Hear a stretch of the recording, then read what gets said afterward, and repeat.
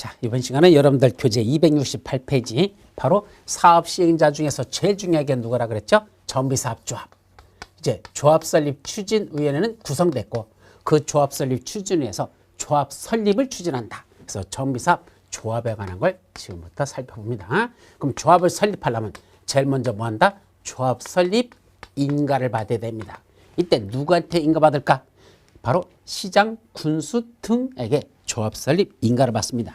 이때 시장, 군수 등 하고 불렀는데 이때 시장, 군수 등에는 누가 들어간다? 특시, 특도, 시장, 군수, 구청장 합쳐가지고 이를 시장, 군수 등이라 한다 이랬었죠. 바로 그 시장, 군수 등한테 가서 조합 설립 인가를 받죠.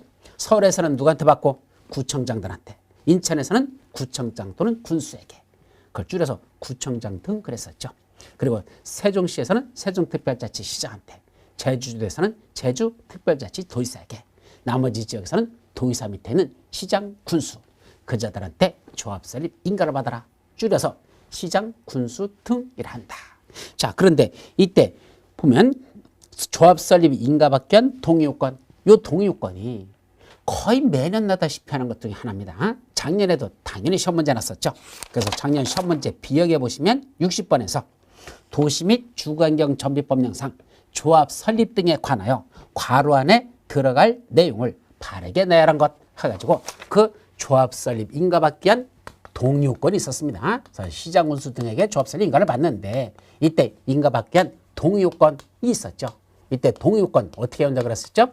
자, 조합은 크게 보면 두 가지 조합이 있었죠. 재개발 사업을 시행하는 재개발조합과 재건축조합으로 나눠지는데 이 재건축 사업을 시행하는 것도 다시 둘로 나눠지죠. 주택단지 안에서, 즉 101동, 102동, 103동 이런 식으로 주택단지 안에서의 동의요건과 만약에 주택단지가 아닌 지역이 포함되어 있다면 그 주택단지가 아닌 지역에서의 동의요건하고 둘로 나눠요. 그래서 어떻게 한다 그랬죠? 재개발은 그냥 순서고 뭐고 그 분자만 외우라 그랬습니다. 분자, 즉 몇 분의 몇 분의 몇 동의를 받아라 이렇게 되는데 그때 동의요건이죠. 3.1절날 주택단지 안에서는 과반수가 3.3한데 주택단지가 아닌 지역에서는 3년 중에 2년이 이쁘다. 이렇게 외우라 그랬었습니다. 그러면 이게 무슨 말이죠?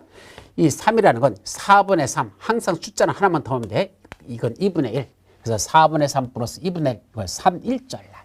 주택단지에서는 과반수가 3.3하다 4분의 3 플러스 4분의 3 이게 3.3, 4분의 3 플러스 3.3. 그래서 과반수, 그 다음에 4분의 3 플러스 4분의 3 이게 과반수가 3.3한데 주택단지가 아닌 지역에서는 4분의 3 플러스 요거는 3이니까 2니까 3이 되겠죠? 4분의 3 플러스 3분의 2 요게 3.1절날 과반수가 3.3한데 주택단지가 아닌 지역에서는 3년 중에 2년이 이쁘다라는 이 동의요건. 요게 어디에 나옵니까? 여러분들 교재 바로 268페이지에 설립인가 동의요건 해서 동그라미 2번에 재개발 사업에서는 토지 등 소유자 4분의 3 이상 및 토지 면적 2분의 1상의 동의, 그게 3.1 동의. 재건축 사업에서는 주택단지에서는 주택단지 공동주택의 각 동별 구분 소유자의 과반수의 동의와, 즉 한 개 동마다 받는 구분 소유자 과반수 동의받고 전체로서는 그 안에는 주택단지 전체 구분 소유자의 4분의 3 이상 플러스 토지 면적 4분의 3, 4분의 3 플러스 4분의 3 이상의 동의를 받아라 라고 됐었죠. 주택단지 아닌 지역에서는 토지 또는 건축물 소유자의 4분의 3 이상 및 토지 면적 4분의 3, 4분의 3의 토지 면적 3분의 2 이상의 토지소의 동의를 받아라 라는 요건들. 그래서 4분의 3 플러스 2분의 1 주택단지에서는 과반수 플러스 4분의 3 플러스 4분의 3 주택단지가 아닌 지역은 4분의 3 플러스 3분의 2 이것들이 시험 문제에서 낸 겁니다. 그럼 여기다 한번 붙여봐. 그럼 60번 문제 재개발 사업을 했으니까 이거야. 재개발 사업의 추진위원회가 조합을 설립하려면 토지 등 소유자 얼마? 기역. 이게 기역이었었어. 기역인 4분의 3 이상 및 토지 면적 니은이야. 이게 기역, 이게 니은이 2분의 1 이상의 동의를 받아야 된다. 그 다음에 두 번째, 조합이 정관의 기재사항 중 조합의 자격에 관한 사항을 변경하라는 경우는 정관에 기재된 내용 중에서 조합원의 자격에 관한 사항을 변경하려면 총회를 개최하여 조합원 얼마 이상의 찬성으로 시장수에게 그 변경 인가를 받아야 되냐. 그 정관을 변경하는데 그때 뭐 하는 거? 조합원의 자격에 관한 사항 그 조합원의 자격은 대단히 중요한 거잖아. 그래서 그때는 3분의 이상의 동의를 받아야 된다라는 게 있었습니다. 그래서 요거 4분의 3 플러스 2분의 1하고 그 다음에 조합원의 자격에 관한 사항을 변경할 때는 그때는 얼마 필요하다? 역시 3분의 이상의 동의를 받아야 된다라는 이것이 시험 문제에서 출제된 적이 있었다. 작년 시험 문제입니다. 그래서 그 동요권 268페이지 맨 밑에 보시면 조합이 인가받은 사항을 뭐 하려한다? 변경하려고 합니다. 그때도 총회에서 조합은 3분의 3 찬성으로 의결하고 시장수 등의 인가를 받아야 된다. 따라서 인가받은 사항을 변경할 때는 3분의 3의 변경 동의를 받아서 인가를 받아라. 3분의 3의 동의 바로 이거였었죠.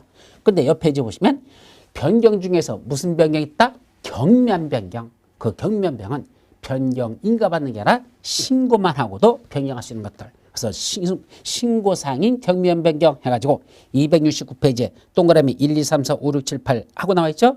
그거 한 번씩 시간 나면 읽어보시기 바랍니다. 이러이러한 사항은 변경 인가를 받지 않고 신고만 할 수 있다 라고 시험문제에 나올 수 있는 것들이 바로 경면사항의 변경은 신고만 할 수 있다는 것 쭉 열거되어 있죠. 그것도 시험문제에 나왔었어요. 그러니까 그것도 한번 특히 1번, 2번, 3번, 6번, 7번 1, 2, 3, 6, 7 이거는 여러분들 한번 읽어봐 두는 게 좋지 않을까. 근데 사실은 이것도요 의미가 없어요. 시험 문제 내는 새끼가 옛날에는 맨 앞에 첫 번째 것만 내고 말았었거든. 초기에는요. 근데 어느 날부턴가 이제 첫 번째가 아니라 중간 그 뒤에 뭐 왔다 갔다 하면서 생각나는 대로 아무거나 찍어서 내기 때문에 이제는 도대체 감으로 잡기가 쉽지가 않습니다. 어쨌든 경면상의 변경은 인가받는 게 아니라 신고만으로 할 수 있다라는 게 시험 문제에 났었다. 자, 그 다음에 다음 페이지 넘어가 보시면 271페이지에 270페이지에 토지등 소유자의 동그라미 3번 토지등 소유자의 동의서 재사용 사유 및 요건이라고 했죠.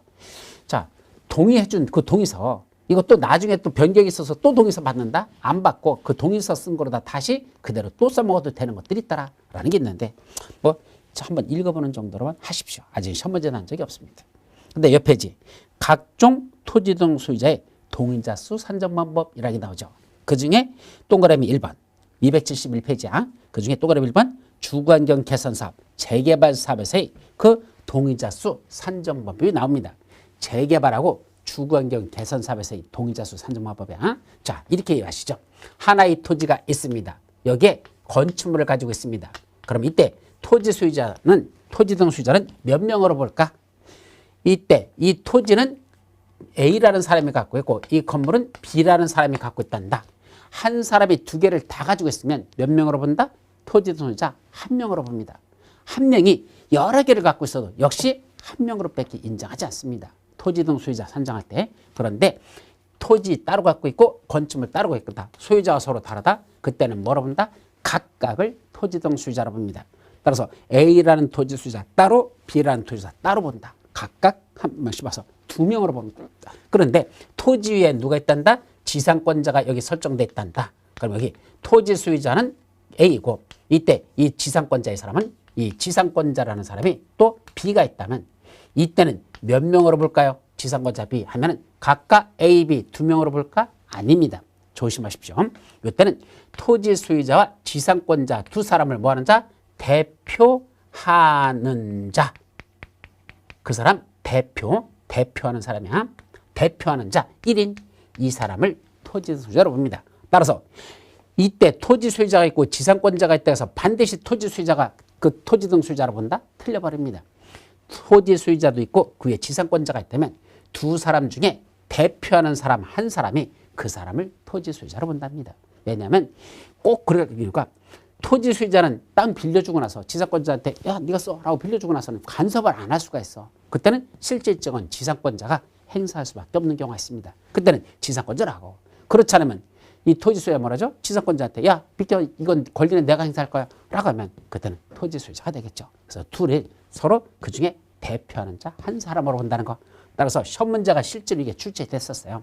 그래서 어떤 식이냐? 여기 A라는 그래서 갑이라는 필지가 있고 을이라는 필지가 있고 병이라는 필지가 있더라. 그러면 그때 갑에 토지가 하나 있었고 이건 A라는 사람이 갖고 있고 이때 여기 위에 또 토지 위에다가 건축물이 있는데 이 건축물은 B라는 사람이 갖고 있다. 그리고 을은 또 여기 토지가 있고 건축물이 있고 또 지상권자가 있는데 이때 각각 갖고 있는 사람이 이게 A란다, B란다, C란다 이런 식으로 해서 각각 토지 소유자 이걸 몇 명으로 볼 것이냐. 그럼 여기도 갑이라는 필지는 A가 소유하고 B라는 필지도 A가 있다면 한 사람이 여러 개를 갖고 있는 거죠. 그때는 여러 개를 갖고 있으면 이걸 여러모로 보지 않고 A라는 사람 하나로밖에 안 본단다. 여기도 B가 여기도 갖고 있고 그것도 갖고 있죠. 그때는 B 한 사람으로 본단다. 그래서 한 사람이 여러 개를 가지고 있으면 그것도 한 사람으로 보고 또 하나를 여러 명이 공유하고 있으면 그때는 공유하는 자 대표자 한 명만 토지 등 소유자로 본다 등등 이런 내용들에 관련된 것 중에서 제일 중요한 건 토지와 건축물의 소유자가 서로 다르면 각각 한 사람씩 보고 토지 위에 지상권자가 있으면 각각 두 사람으로 보는 게 아니고 각각 한 사람 한 사람씩 보는 게 아니고 이때는 대표하는 자 한 사람만 토지 소유자로 본다는 것 이것만 잘 정리해 두도록 합니다. 그게 바로 271페이지에 지금 설명한 것들이 가나 다라 네 가지가 나오는데 그중에 나번에 보시면 그 가나다라 할 때 나에 보면 토지의 지상권이 설정되어 있는 경우 토지의 소유자와 그 토지 소유자 있죠? 와 해당 토지의 지상권자를 뭐하는 자? 대표하는 1인을 토지 등 소유자로 선정할 것 하고 됐잖아. 그래서 토지 소유자하고 그 있는 지상권자 두 사람 중에 대표하는 자 한 사람 그 사람을 토지 등 소유자로 보는 것 그게 주관경에 있어서 재개발 사업의 토지 등 소유자 선정 방법이라는 거 그거는 기억해 두세요. 자, 그 다음에 272페이지 보면 또 심화과정 중에서 각종 동의 철회 및 반대 의사표시라는 게 바로 272페이지 중간에 박스에 들어있는 거 그것도 봐두십시오. 무슨 말이죠? 각종 동의 철회 및 반대 의사표시는 원래는 언제까지 해야 될까? 동그라미 1번 동의의 철회 즉 내가 조합 설립 같은 거에다 동의를 해줬단다 뭐 하는 거에 동의를 해줬단다 중간에 그걸 철회하거나 또는 반대 의사표시를 하고 싶으면 언제까지 하랍니까? 해당 동의에 따른 인허가 등을 신청하기 전까지 할 수 있다. 원칙은 그런 인허가 등을 받기 전까지는 할 수 있단다. 라고 됐죠.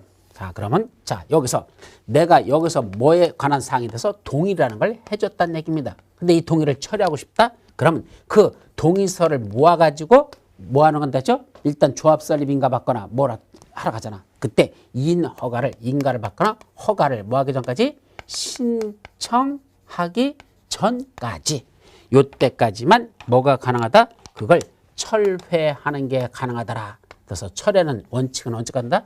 그런 동의를 한 거에 대한 인허가 등을 신청하기 전까지만 철회하면 되더라는 얘기입니다. 그런데 이때 동의한 게 뭐에 관련된 동의더냐라는 게 이제 그 밑에 다시 나와요. 다음의 동의는 최초로 동의한 날부터 30일까지만 처리할 수 있다. 예, 그 두 가지 나오죠. 정비구역 해제에 대한 동의. 아까 정비구역 해제해달라고 동의서 첨부해서 해제 신청 들어갔었잖아. 그때 정비구역 해제에 대한 동의. 또나 조합 설립에 대한 동의. 두 가지. 그래서 정비구역 좀 해제해 주세요. 정비구역 해제해달라는 동의하고 조합 설립에 대한 조합 설립 인간에 대한 조합 설립에 대한 동의가 있었습니다. 이거 뭐 하고 싶다라? 처리하고 싶다. 그럼 이건 언제까지만 처리가 될까? 인허가 신청하기 전까지 처리하면 됩니까? 조합 설립 인가 신청 들어갈 때 처리하면 됩니까? 안 된대요. 원칙은 며칠 전까지 여기서부터 여기까지가 바로 30일입니다. 요 30일 이내야만 원칙적으로는 요때까지 처리가 가능하다. 여기까지는 요 두 가지에 관한 동의 같은 거나 해제에 대한 동의는 철회는 30일 이내면 처리할 수 있습니다. 다만 그런데 뭐 하는 경우가 있죠? 이 중에 만약에 이전에 조합 설립 창립총회가 여기서 개최됐다. 즉 조합 설립에 동의를 해줬는데 그중에 30일이 되기 전에 창립총회가 여기서 개최했다면 이번 창립총회 개최가 여기 30일이 되기 전에 했다면 이 창립총회 전까지만 뭐 할 수 있죠? 그때까지만 철회가 가능하다라는 거. 따라서 정비구역 해제나 조합 설립에 따른 동의는 원래 해줬던 건 30일 그때부터 30일에 철회가 가능하지만 다만 이때도 그 30일이 되기 전에 창립총회가 개최되면 창립총회 전까지만 처리할 수 있지 창립총회 후에는 처리할 수 없다라는 그 내용 그렇게 여러분들이 기억해 두십시오. 중요한 거야. 그리고 이제 동그라미 3번은 보시고 동그라미 4번으로 되죠. 그 동의나 철회, 동의한 거에 철회나 반대 의사 표시는 언제 효력이 발생하냐? 자, 이거 자, 조합 설립에 동의했던 걸 30일 이내만 철회할 수 있다 그랬는데 이때 철회할 때는 철회는 어떤 식으로 할까요? 자, 봐봐. 아까 조합을 설립하려면 누가 한다 그랬죠? 자, 여기 나라는 사람이 있습니다. 그럼 내가 누가 찾아오죠? 나를? 바로 조합 설립 추진위원회. 이게 상대방이야, 당사자. 조합 설립 추진위원회에서 날 찾아옵니다. 와서 뭐죠? 동의서 내밀면서 여기다가 도장 좀 찍어주십시오. 그래서 조합 설립에 대한 동의서를 요구해서 내가 뭐 해줬습니까? 동의라는 걸 해줬습니다. 동의서 해줬죠? 근데 이 동의를 내가 지금 뭐 하고 싶다? 철회하고 싶다는 얘기입니다. 그럼 철회할 때는 어떻게 되죠? 당연히 철회 의사표시를 다시 누가 해야 된다? 여기다 하겠죠. 추진위에다가 나 동의한 거 철회하렵니다는 철회라는 의사표시를 당연히 어디 한다? 추진위에다가 보내야 됩니다. 의사표시란데 이 철회 의사표시가 추진위에 도달되면 그때부터 효력이 발생할까? 예, 그럴 수 있어요. 당연히 철회 의사표시가 도달됐으니까 효력 발생했죠. 근데 이때 철회는 조심할 게 추진위원회에다가 했다고 해서 추진위원한테만 철회해서는 안 된다. 그 조합 설립 인가권자가 누구였었죠? 시장, 군수 등이 바로 조합 설립 인가권자잖아요. 이 인가권자인 시장, 군수 등에도 뭔다? 철회 의사표시를 같이 보내야 된다는 걸 조심합니다. 다시 말하면 추진위원회만 철회 의사표시를 하는 게 아니고 어디도 한단다? 시장, 군수 등에도 같이 내가 저번에 조합 설립에 동의한 게 있었는데 그거 철회합니다 라는 의사표시를 시장, 군수 등에도 보내야 되고 그럼 시장, 군수 등이 이걸 받아가지고 다시 누구한테 보낸다? 추진위원회로 다시 보내버립니다. 그래서 이 추진위에다가 야, 이 사람으로부터 조합 설립에 처리하는 의사표시가 왔는데 이거 너한테 내가 통보해 주겠다 라고 해버리죠. 그럼 언제부터 한단다? 그 시장, 군수 등이 동의의 상대방에게 철회서가 접수된 사실을 통지한 때. 자, 요게 접수가 누구한테 됐죠? 철회 내용이 접수된 거야. 철회라는 의사표시가 시장소에 접수됐고 그걸 다시 여기다가 뭐 했습니까? 통지했잖아. 그럼 어떤 것이 먼저냐? 그 철회 의사표시가 상대방인 추진위원회에 도달된 시점하고 이 시장군수한테 접수를 시켜서 시장군수에다 통지한 시점하고 이 둘 중에서 더 빠른 때. 둘 중에서 더 빠른 때 그때 뭔다? 철회의 효과가 발생한다. 철회의 효력이 발생한다는 거 이렇게 여러분들이 기억해둬야 된다. 이것도 시험 문제로 났었어요. 몇 년 몇 월 며칠 날 이 사람이 철회의 의사표시를 그 상대방인 추진위에다가 도달시켰다. 그래서 며칠 날 도달됐다. 그런데 철회 접수가 해서 시장소에다 통지했다. 그러면 언제 통지한 날짜 있겠죠? 그 중에 언제 철회 효력이 발생하느냐 하고 시험 문제 났죠. 도달과 통지한 것 중에서 더 빠른 시점. 그때 철회 효력이 발생한다는 것. 그것이 시험 문제 출제 전적이 있었습니다. 숫자, 날짜를 넣어가지고 시험 문제를 냈었죠. 아셨죠? 그것까지. 자, 맨 밑에 조합의 성격 등. 조합은 뭘 한다? 법인으로 한다. 예, 조합 스스로 권리와 의무에 주체가 될 수 있다. 법인으로 합니다. 또 조합은 조합 설립 인가를 받은 날로부터 30일 이내에 주된 사무소에 소재해서 등기함으로써 성립합니다. 따라서 인가받은 날이 조합 설립일이 아니고 30일 내에 주된 사무소에 소재해서 등기라는 걸 해야 조합 설립 등기라는 가야 비로소 조합은 성립이 된단다. 이런 내죠. 또 조합은 그 명칭에 정비사업조합이라는 문자를 사용해야 됩니다. 왜 그러냐면 우리 도시개발조합도 있잖아. 주택조합도 있잖아. 그러니까 조합이 헷갈려. 그래서 반드시 정비사업조합이라는 문자를 사용하도록 그렇게 되어 있습니다. 다음 페이지에 조합에 관해는 이 법에 규정된 사항을 제외하고는 민법 중 사단법에 관한 규정을 준용한다. 예, 민법 중 사단법에 관한 걸 준용합니다. 그리고 이 조합이 갖고 있는 규칙을 뭘 한다? 정관. 그래서 정관에 들어갈 내용들이 쭉 있습니다. 자, 그런데 그 밑에 정관의 변경, 아까 시험 문제 났던 것 중에 요거야.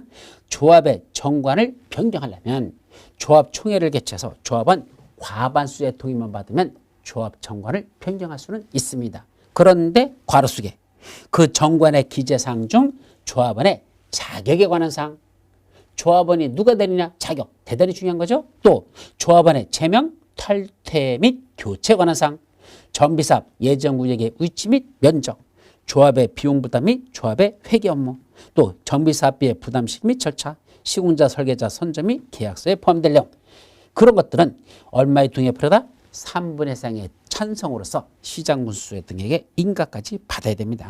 그래서 정관을 변경할 때는 원래는 과반수지만 중요한 사항을 변경할 때는 3분의 2상의 찬성을 받아서 시장 문수한테 인가받아라. 바로 아까 시험 문제 나왔던 조합이 정관의 기재사항 중 조합원의 자격에 관한 사항을 변경할 때는 중요한 거죠. 그거는 총회를 개최해서 조합원 3분의 2 이상의 찬성으로 시장 문수 등에 인가를 받아야 된다라는 게 바로 시험 문제에 출제됐던 내용입니다.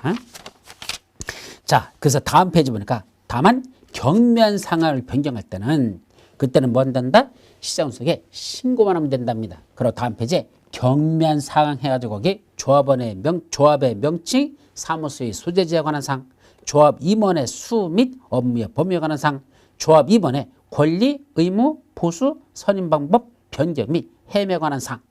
나는 이건 중요한 것 같은데 조합 임원의 권리, 의무, 보수, 돈 준다는 게 얼마나 중요한 거야. 선임 방법, 변경 및 해임에 관한 사항. 이런 것들 대단히 중요한 것 같은데 이거는 인가받을 게 아니고 시장 문수에게 신고만 하면 되는 경미한 변경으로 본다라는 거 그렇게 기억해 두도록 합니다. 자, 네 번째 이제 조합의 구성해서 조합에는 크게 몇 가지가 있죠? 네 가지로 구성됩니다. 조합원이 있어요, 임원이 있어요, 총회가 있어요, 대의원회가 있다. 이렇게 조합원, 임원, 총회, 대의원회 이렇게 넷으로 갈라집니다. 그중에 첫째, 조합원은 누가 조합원일까? 원래는 정비구역 안에 있는 토지 등 소유자 이 사람들이 원래는 조합원입니다. 그런데 재건축사업에 있어서는 각 재건축사업에 동의한 토지 등 소유자 이자들만 조합원으로 본다라는 걸 조심해서 기억합니다. 재건축사업은 재건축사업에 동의한 사람들 그자만 조합원.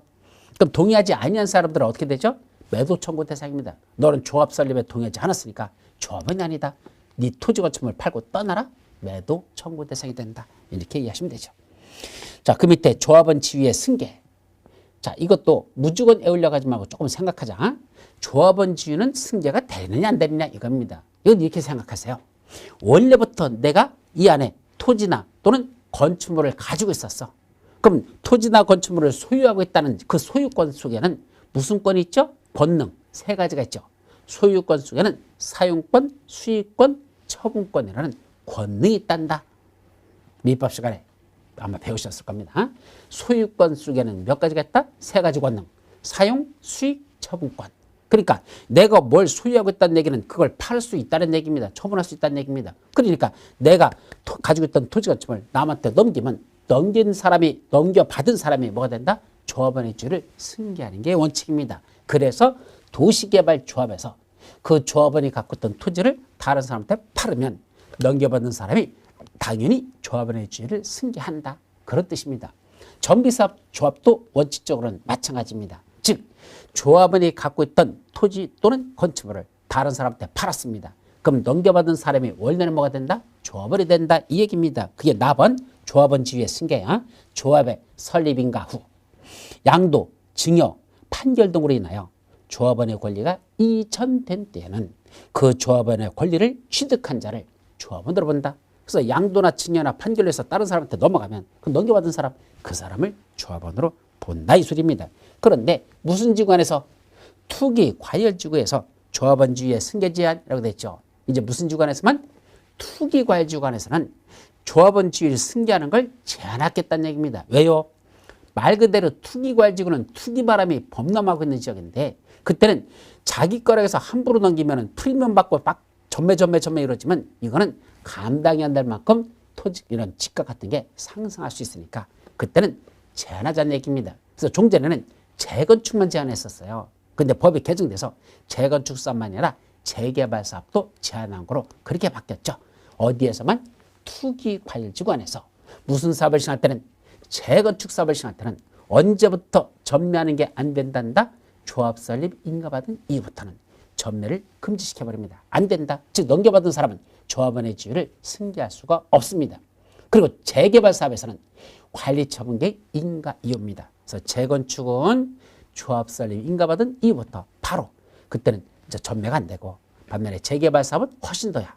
아까 봐요. 사업 시행자 여기서 조합 설립 인가받은 데부터는 재건축은 이제는 더 이상 전매가 안 돼. 반면에 재개발 사업은 이거 관리처분계획 인가받은 이후부터 전매하는 거 그거는 원칙적으로 승계한 사람은 조합원이 안 된다. 그것이 원칙이라는 얘기야. 그래서 재건축은 조합 설립 인가 이후부터, 재개발 사업은 관리처 공개의 이후부터 그렇게 두 가지로 나눴어. 그때부터는 뭐한 사람? 그 토지를 양수한 자는 조합원이 될 수 없다. 예, 넘겨받은 사람은 조합원이 될 수 없다. 이때 양수란 뜻이 무엇이더냐? 괄호 속에 들어있죠. 양수란 매매, 증여, 그 밖의 권리 변동을 수반하는 일체의 행위를 양수라고 한단다. 자, 매매는 유상계약이죠. 돈 주고 사업하는 게 매매. 증여, 무상계약이죠. 꽁꽁짜로 주는 거. 그럼 매매든 증여든 권리 변동을 수반하잖아. 내 소유권을 너한테 넘겨줄게. 권리 변동을 수반하잖아. 그런 일체의 행위는 다 뭐로 본단다? 양수로 보는데 그중에 괜찮은 게 있더라 얘기입니다. 뭐는 넘겨도 조합원의 지위를 승계가 될까요? 두 가지. 상속, 이혼으로 인해서 양수받은 자는 조합원의 지위를 승계한다는 뜻입니다. 그럼 상속은 왜 이루어지는 거죠? 하늘의 뜻이죠. 아버님이 조합원 지위를 갖고 있었는데 아버님이 돌아가셨어. 나한테 상속시켰습니다. 그럼 내가 뭐 된다네? 조합원 지위 승계되는 겁니다. 여기 어딘데? 투기과열지구인데 재건축 사업을 시작하는데 조합 설립 인가받은 이유야. 그런데도 불구하고 그럼 원래는 조합 설립 인가받은 이유에는 양수한 자는 조합원이 될 수 없다고 그랬잖아. 근데 내가 상속을 해서 양수하면 난 조합원이 된다는 얘기입니다. 또 하나 이혼으로 해서 양수한데 이혼으로 양수하는 경우는 어떤 걸까? 예, 마누라가 조합원 지위를 갖고 있었습니다. 재건축 조합원 지위 갖고 있었어. 근데 살 만큼 살았으니까 이제 우리 뭐 하자? 황혼 이혼하자입니다. 요새 보니까 세 쌍 중에 한 쌍이 황혼 이혼이라고 그러대. 대부분이 여자 쪽에서 더 주장하는 게 많다고 그러대. 남자는 그냥 여기까지 살아왔는데 여보 같이 살지라고 하는 게 남자랍니다. 여자는 뭐죠? 지금까지 살아준 것도 고맙지. 이제는 나도 독립하고 싶으니까 야 그만 살자라는 게 또 여자 심리랍니다. 모르겠습니다. 실제로 그런지는. 어쨌든 그래서 황혼 이혼을 요구합니다. 그래서 도장을 찍습니다. 근데 나는 집에서 놀고 있어서 아무것도 돈이 없습니다. 마누라는 그동안 벌어온 돈이 많습니다. 그런데 마누라가 뭐라 합니까? 그래도 또 살아온 정이 있는데 내가 당신한테 이 조합원주의, 재건축 조합원주의 당신한테 넘겨줄게 랍니다. 원래는 된다 안 된다? 조합 설립인가 받은 이유에는 재건축 조합원주의 어디에서는 투기과열지구에서만이야. 투기에서는 안 된다 그랬는데 이혼을 해서 양수하는 건 그때는 나한테 넘겨주면 나는 조합원의 지위를 뭐한다? 승계하는 거. 그것이 이혼을 이라는 겁니다. 그래서 실제로는 이런 것들이 벌어지는 경우가 있어요. 왜냐하면 전매 제한 걸리거나 그런 게 있거든요. 그러다 보니까 이게 전매가 못 되면은 그때는 뭐한다? 마누라한테 넘겨주면서 이혼해버립니다. 그래서 사실은 그 가장 이혼이야. 가짜 이혼하는 경우가 있습니다. 그래갖고 그냥 그래서 마누라가 넘겨받아가지고 그냥 전매 제한 받지 않고 팔아버리는 이런 경우도 있는데 어쨌든 상속이나 이혼을 해서 양수한 자는 설령 투기과열지구를 하더라도 조합원의 지위를 승계한다라는 거. 자, 그게 첫 번째고 예외는 뭐죠? 맨 밑에 거. 그건 이제는 양수인의 문제가 아니고 양도자가 넘겨주는 사람이 불가피해서 팔 수밖에 없었다. 그럼 넘겨받는 사람은 조합원 하자는 얘기입니다. 이제는 양수인의 문제가 아니고 양도자야. 넘겨주는 사람이 나는 불가피하게 팔 수밖에 없었어. 넘길 수밖에 없었어. 그런 사람들 있잖아. 그러면 그때 넘겨받는 사람은 조합원의 지위를 승계하도록 하자 이겁니다. 그 왜 승계가 중요하죠? 승계가 안 되면 어떻게 됩니까? 예, 넘겨받은 사람은 넘겨받았어도 현금 청산당해요. 즉 나는 조합원의 지위를 승계해가지고 여기 재개발 재건축하면 나중에 분양받으려고 했더니 웬걸? 너는 자격 없대. 따라서 현금 청산당해서 쫓겨나버리면 이 사람은 프리미엄 얹으려고 그좀 건질려다가 오히려 손해보는 경우도 있습니다. 그래서 원래는 양수받는 사람은 조합원이 될 수 없다는 얘기는 현금 청산 대상으로 손실보상만 받고 떠난다. 사실은 그런 얘기입니다. 그런데 그 양수인이 뭐가 되는 것이었다? 조합원이 되는 것이었더라. 즉 양도인이 불가피한 사유로 양도했을 때 양수인이 조합원이 되는 게 있더라. 그 얘기입니다. 어떤 경우죠? 다음 페이지 275페이지 맨 위에 보면 자, 왜 양도인이 양도할 수밖에 없었습니까? 그 양도인의 세대원의 근무상 또는 생업상의 사정이나 질병치료, 1년 이상의 질병치료야, 질병치료나 취약, 결혼 등으로 세대원 모두 다른 행정구역, 다른 특광 특시도도 시군으로 뭐한다? 이전한답니다. 자, 대표적인 거. 내가 서울에서 직장 생활을 하고 있었는데 이번에 회사에서 뭐 하랍니까? 그만 나가줬으면 좋겠답니다. 나 뭐 해야 되죠? 또 나가라면 나가야 되지. 그럴까? 집에 와서 얘기했습니다. 여보, 회사에서 이제 나 필요 없다니까 나가래. 그러면 뭐 합니까? 마누라가 노발대발합니다. 아니 지금 애들도 교육시키려면 아직도 멀었고 그런데 당신 지금 나와서 뭐 할 건데 공인중개사 자격증도 안 떠놓고 뭐 또 요새 경기도 나쁘다고 그러는데 당신 뭐 할 건데 그럽니다. 가만히 있어봐. 그 나오면 할 게 없네? 안 되겠다. 버티고 싶습니다. 근데 회사에서 나가라는데 버틴다고 그게 버텨집니까? 그랬더니 회사에서 인사발령을 내버렸습니다. 어디 가랍니까? 저 지방. 난 서울에서 이전까지 살았는데 부산으로 발령을 내버렸습니다. 그럼 부산으로 내려가야 됩니까? 사표 써야 됩니까? 마음이야 100번 사표 쓰고 싶죠. 그죠? 뭐야 이씨 개떡 같은 회사 그동안 나 부려 처먹더니 이제는 나 필요 없다고? 부산 가라고 하면서 그럼 내가 당연히 사표 쓸 줄 알고 니들 그러는 거지? 물론 사표 써야 되죠. 나가는 소리잖아 그거. 그런데 나가야 되는데 못 나갑니까? 못 나가죠. 마누라가 나 때려 죽인다는데 어떡합니까? 버텨야 됩니다. 그래서 할 수 없이 부산으로 내려갑니다. 그러면 여기 뭘 갖고 쓰는데 재건축, 조합원주의, 투기과일지구에서 재건축, 조합원주의를 갖고 있었는데 이번에 그런 생업상의 사정, 근무 사정으로 해서 부산으로 발령받아서 내려간답니다. 그러면 이거 부산에서 이제 앞으로 올라올 가능성 없습니다. 계속 부산에서 살 것 같아. 그러면 재건축 조합원주의 갖고 있어봤자 의미가 없죠. 팔고 부산으로 내려갑니다. 그럼 이때 매수한 사람, 양수한 사람이죠. 양수는 조합원의 주의가 그때는 승계된다. 그 사람은 현금 청산당하는 게 아니라 조합원주의를 그대로 승계한다. 이때는 가능합니다. 그런 얘기야. 또 질병치료 때문에 할 수 없이 저 강원도 산속에 들어가서 좀 생활할 수밖에 없다. 여기서는 너무 미세먼지도 많고 그래서 건강 상태로 해서 저기 의사가 산속에 들어가서 요양하는 것이 훨씬 당신의 건강에 좋을 거다 해서 나 가겠답니다.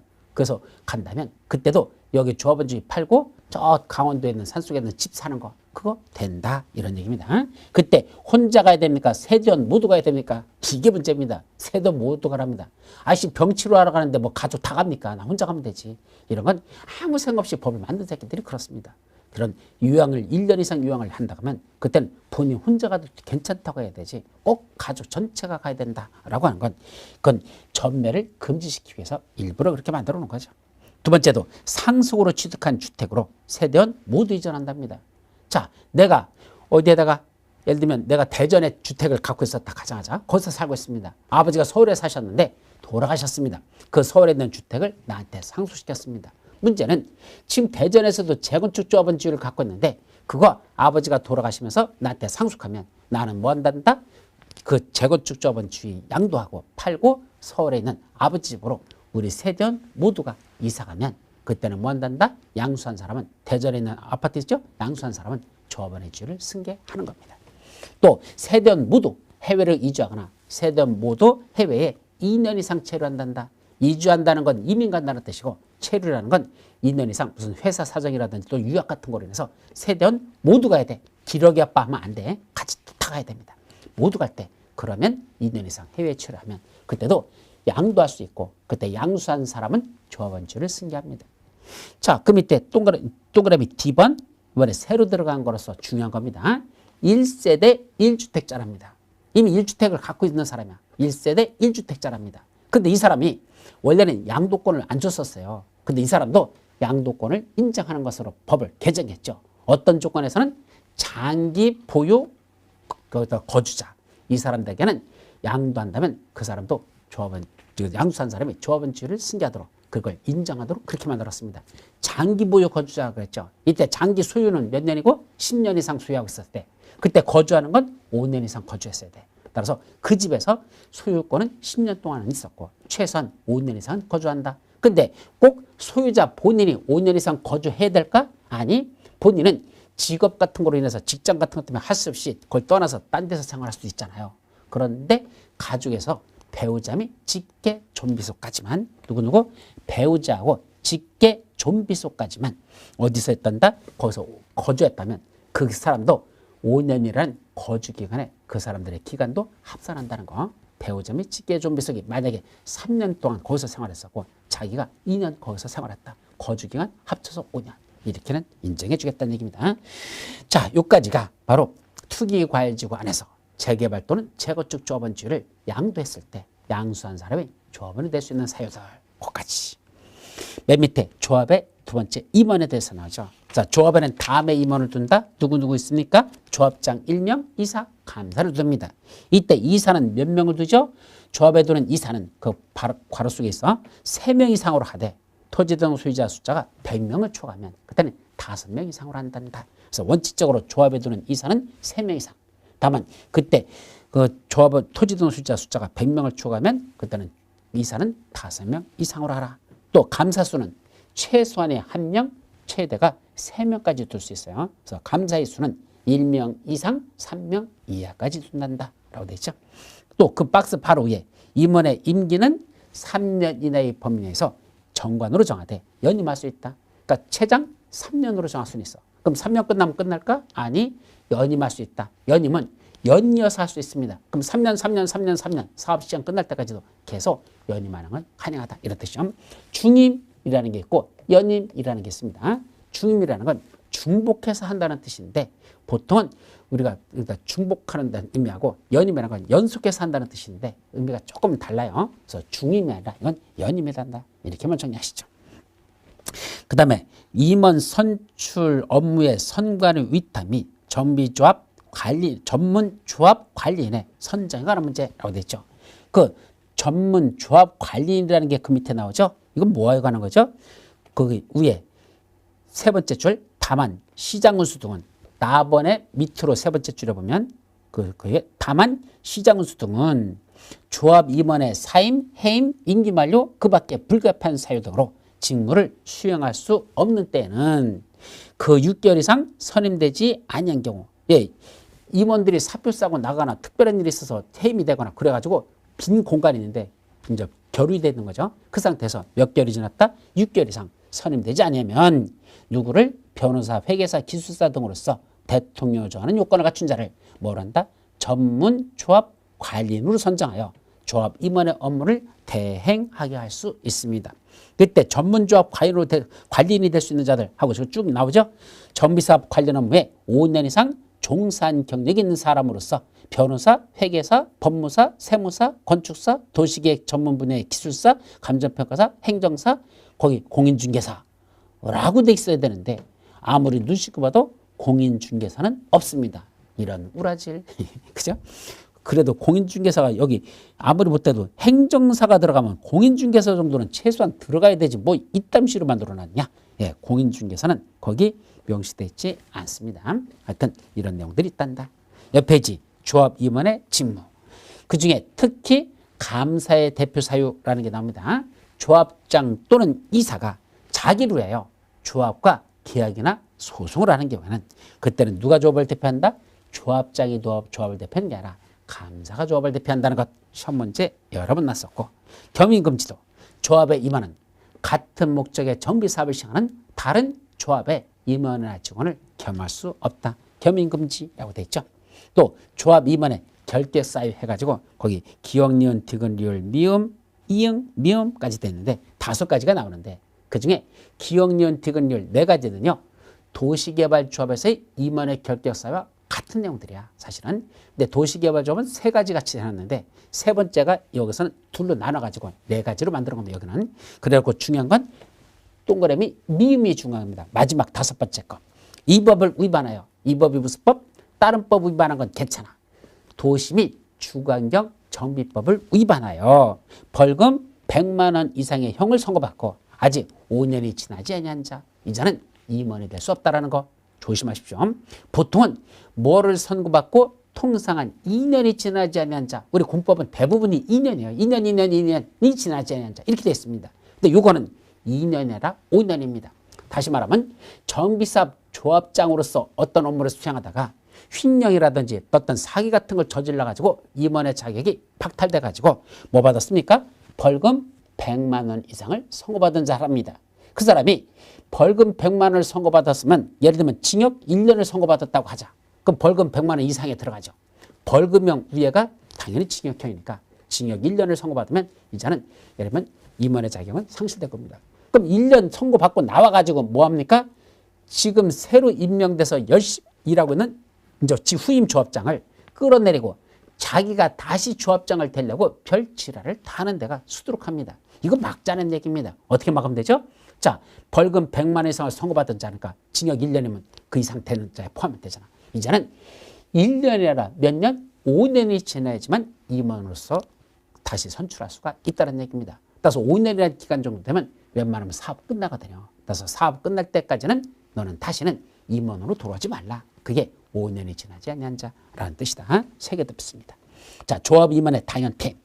조합 임원이었던 자가 중간에 이런 결격사에 해당하게 됐습니다. 예를 들면 말짱하던 사람이 어느 날 갑자기 침 흘리면서 눈이 돌아갑니다. 뭐 뭔가 나중에 보니까 한정치산자, 다시 말하면 피성년 후견인 또는 피한정 후견인 선고를 받았습니다. 그럼 피성년 후견인, 피한정 후견인 선고받으면 이 사람은 임원의 자격이 상실돼야 되겠죠. 언제부터 상실됩니까?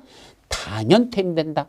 판명된 때, 즉 법원에서 그런 선고를 받으면, 피성년 후견인 선고를 받으면 그날부로 뭐가 된다? 당연 퇴임된다. 더 이상 그 사람은 임원이 될 수 없습니다. 문제는 선임 당시 결격서에 해당하는 자였음이 판명된 때는 이게 무슨 말이죠? 선임될 당시라는 건 예를 들면 원래는 내가 뭐 했었죠? 피한정 후견인입니다. 아니면 파산 선고를 받는데 아직 복권되지 않은 자였었어. 그럼 나는 처음부터 원래 임원의 자격이 안 되는 겁니다. 근데 서류를 뭐 했죠? 조작을 했습니다.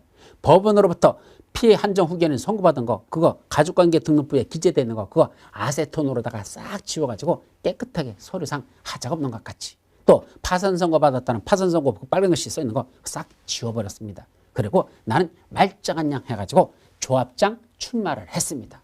서류상은 하자 없이 만들어서 했죠. 사실은 이거 다 가짜로 만든 건데. 그래가지고 이 정비사업이라는 게 무엇인지를 딱 설파를 합니다. 자, 여러분, 정비사업이라는 건 이런 겁니다라고 쫙 보세요. 이거 7번 시작하잖아. 이렇게 해서부터 저까지 해서 쫙 해가지고 쫙 한번 떠들어 제킵니다. 사람들이 뭐라고 할까? 야, 저 새끼 되게 똑똑하구나. 야, 우리 조합장 시키자. 내가 조합장이 됐습니다. 근데 사실은 이미 뭐한가? 피한정 후견인 선고받았고 또 하나는 이미 파산 선고를 받은 자야. 근데 사람들이 그것도 모르고 내가 조합장이라는 자격이 없다는 것도 모르고 일을 시켰습니다. 한참하다 어느 날 그 사실이 발각이 됐다는 얘기입니다. 그럼 뭐가 될까? 그때도 내가 뭐 될까? 당연 퇴임됩니다. 판명되는 날 그날으로 나는 땡 잘렸는데 문제는 뭐죠? 자격도 없는 자가 내가 사실은 임원으로서 사인하고 도장 찍고 한 것들 있잖아. 전부 다. 이거 무효가 될까? 유효할까? 이 얘기입니다. 결론 유효한 겁니다. 즉 그렇게 판명돼가지고 당연 퇴임되기 전에 관련 행위는 효력을 잃지 아니한다. 만약 그걸 무효화시켜버리면 어떻게 되죠? 그동안에 수많은 계약서 쓴 게 전부 다 무효가 된다. 심각한 거죠. 따라서 자격도 없는 자가 임원인 양 들어와가지고 활동했던 거 이거는 무효화시키지 말고 그거는 그냥 유효하게 가고 이제 당연 퇴임된 이후부터 하는 행위만 무효를 하자. 이렇게 이해하시면 됩니다.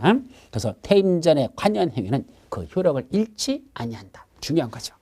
또 조합 임원의 해임, 조합 임원이 일하는 게 영 아닌 것 같아. 자르자. 퇴임시킬 수 있습니다. 어떻게 하면 되죠? 조합은 10분의 1 이상의 요구로 소집된 총회. 예, 일단 총회를 열어야 돼. 근데 그때 총회 소집 요건은 5분의 1이 아닙니다. 10분의 1. 즉 조합원이 100명이면 그중에 10명 이상만 하면 되는 거지. 5분의 1이면 20명이 되겠죠? 그게 아니고 10명, 10분의 1 이상이 발의로 다 총회를 소집합니다. 거기서 제적 조합원 과반수 출석에 출석 조합원 과반수 찬성을 하면 해임시킬 수 있다. 그렇게 이해하시기 바랍니다. 자, 금품 제공자 등의 처벌. 이거는 조합 임원 선출과 관련돼서 부정선거가 벌어지는 거죠. 돈으로 다 매수했다. 이런 게 있으면 5년의 징역 또는 5천만 원의 벌금을 처하겠는데 시험 문제는 아직 한 번도 출제된 적은 없습니다. 자, 다음 페이지 총회. 반드시 총회는 조합원으로 구성되는 조합원으로 구성되는 총회를 둔다라는 건 필수적 기관. 반드시 있어야 된다. 이 말이죠. 근데 총회를 소집하는 조건은 아까 임원을 해임시킬 때만 조합원 10분의 이상의 발의가 필요하고 그렇지 않고는 일반적인 안건에 대해서는 조합장이 직권으로 소집해도 좋고 아니면 조합원 10분의 1이 아니라 5분의 1 이상이 발의를 해야 되고 아니면 대의원 3분의 2 이상이 요구하면 소집할 수가 있습니다. 그래서 소집 방법은 셋이다. 첫째, 조합장이 직권으로 아니면 조합원 5분의 이상이 발의하거나 아니면 대의원 3분의 이상이 발의하면 총회는 소집할 수 있다. 그런 뜻이죠. 다만 조합임원의 사임, 해임 또는 임기 만료 후 6개월 이상 조합임원이 선임되지 아니한 경우에는 시장군수 등이 조합임원 선출위원 총회를 직접 소집할 수도 있습니다. 따라서 조합장이 하는 게 아니라 시장군수 등이 직접 그런 소집할 수도 있다. 그때 총회가 개최되기 며칠 전까지 7일 전까지 회의 목적, 안건, 일심이, 장소 등을 정하여 조합원에게 통지해야 됩니다. 그래서 총회를 열으려면 그때는 며칠 전까지? 7일 전까지 조합원들에게 통지할 것. 그때 총회에서 의결을 거쳐야 될 사항들은 기억, 니은, 디귿들부터 주르륵 하고 나오는데 이걸 다 외울 필요는 없어. 웬만한 건 다 총회 의결을 거친다라고 생각하면 됩니다. 그건 외울 거 아니고. 맨 밑에 총회를 개최하려면 출석 정족수하고 옆 페이지 의결 정족수라는 두 가지로 나눠집니다. 최소한 몇 명은 출석해야지만 회의를 개최할 수 있냐 이거죠. 원칙적인 출석 정족수는 조합원 100분의 10 이상이 직접 출석해야 됩니다. 그러니까 100명의 조합원이 있다면 그중에 10명 이상은 직접 출석을 해야 되고 나머지들은 뭐죠? 대리 출석도 괜찮다. 그러나 누가 앉아있어야지 아무도 없는데 뭐 다 대리권에 있어서 한 명만 앉아있단다. 그건 또 문제가 있죠. 최소한 100명의 조합원이라면 10명 이상의 조합원은 직접 출석해야 되는데 다만 4가지 사유. 다음 페이지 맨 위에 박스 속에 4가지 나죠. 창립 초기를 개최한다. 사업 시행 계획서의 작성 및 변경을 위한 총회를 개최한다. 관리 처분 계획 수립 변경을 위한 총회를 개최한다. 정비사업비의 사유 및 변경을 위한 개최하는 총회. 이거는 뭐죠? 창립 총회, 사업 시행 계획서, 관리 처분 계획, 정비사업비. 이 4가지는 다 중요한 것들입니다. 그래서 이 중요한 총회를 개최할 때는 100분의 10 이상만 직접 출석하는 건 안 되고 100분의 20 이상이 직접 출석해야 된다. 예, 100명 중에 20명 이상이 직접 출석하라 이 소리입니다. 자, 그런데 밑에 의결 정족수. 이거는 일단은 최소한 몇 명은 직접 출석해야 되냐. 나머지들은 대리권을 갖고 오면 된다는 얘기야. 그럼 이제 그 속에서 의결해야 될 거냐. 이때 의결 정족수는 어떻게 해야지 통과되죠? 다른 규정이 없으면 조합원 과반수 출석과 출석 조합원 과반수 찬성을 합니다. 다만 정관에서 따로 정했으면 정관대로 하면 돼요. 따라서 그런 따로 정한 게 없다면 과반수 출석에 출석, 과반수 찬성 이렇게 되죠. 다만 그중에 총회 의결사항 중에서 또 중요한 것들 아까 위에 했던 그 4가지 중에서 다시 사업 시행 계획서 작성 변경, 관리 처분 계획 수립 변경 이거는 조합원 과반수 찬성을 합니다. 즉 과반수 출석의 출석 과반수가 아니고 아예 전체 조합원 중에 과반수가 찬성해야지만 관리 처분 계획, 사업 시행 계획서 이거에 대해서는 뭐 할 수 있다? 찬성해서 의결할 수 있답니다. 그때 다만 정비사업비가 100분의 10 이상 늘어나는 경우에는 그때는 과반수 갖고도 안 됩니다. 그때는 조합원 3분의 3의 찬성으로서 의결해야 됩니다. 그래서 뭐 할 때?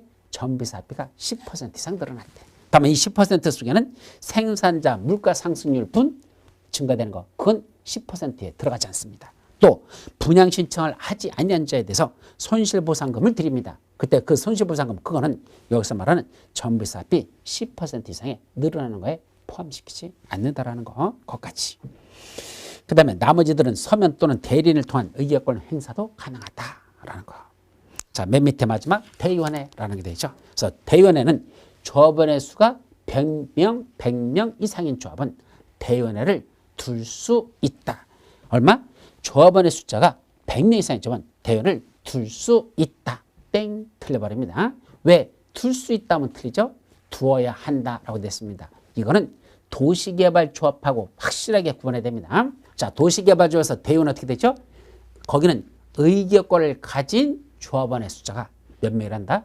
50인 이상인 경우에는 대의원회를 둘 수 있다. 그건 50인 이상으로 되어 있고 여기는 100명 이상인 조합은 조합원의 수가 100명 이상인 조합은 대의원회를 두어야 한다라고 됐습니다.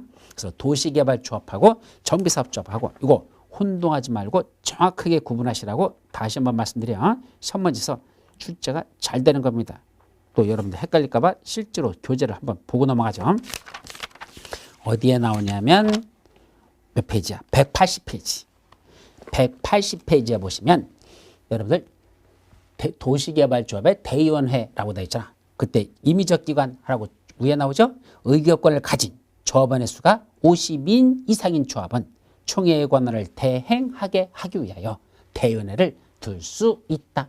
의결권을 가진 조합원의 숫자가 50인 이상 대의원회를 둘 수 있다. 반면에 279페이지 지금 여기는 정비사업조합 대의원 그때는 조합원의 수가 100명 이상인 조합은 대의원회를 두어야 한다. 요거를 둘을 정확하게 구분하시라는 얘기입니다. 시험 문제 항상 영순위.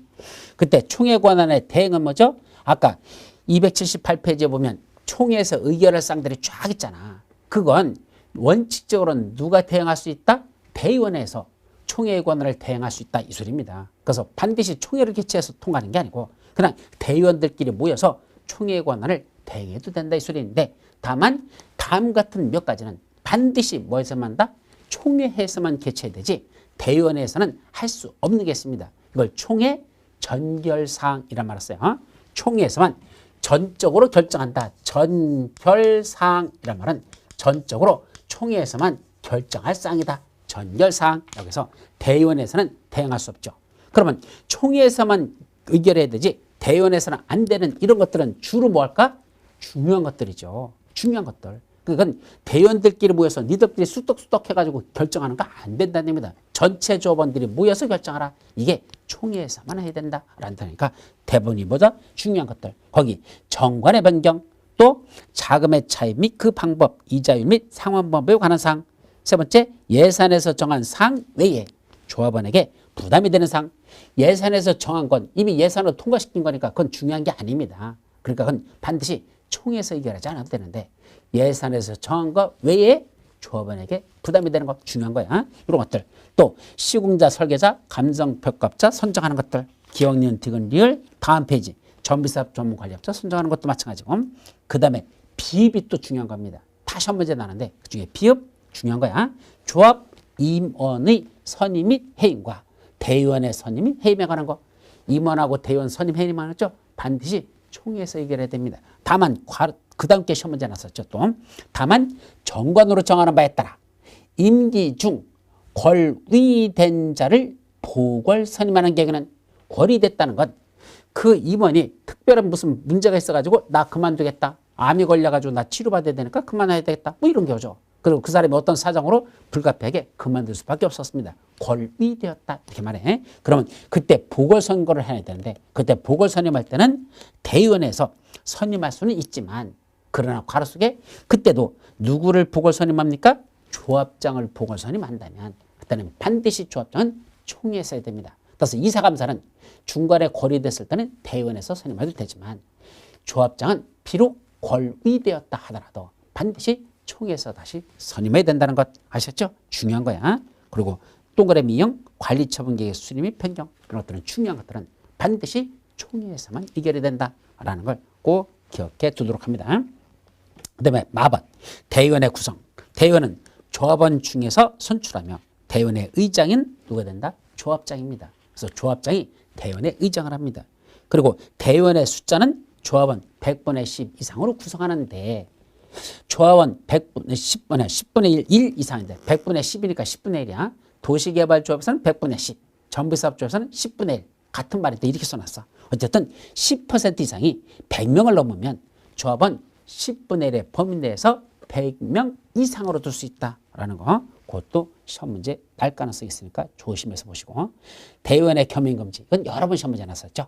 조합장이 아닌 조합 임원. 바로 이사감사 있죠. 이 사람들은 대의원이 될 수 없다. 3권 분리 원칙에서 집행권과 의결권을 한 사람이 다 가져버리면 절대적인 권력을 갖는다. absolute power. 절대적인 권력은 absolutely corrupted.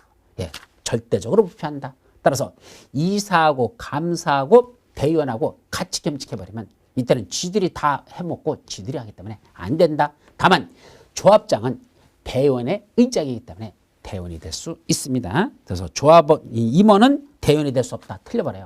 조합장이 아닌 임원들이라고 해야 되고 그래서 이사감사는 대의원이 될 수 없다. 이렇게 정리하셔야 됩니다.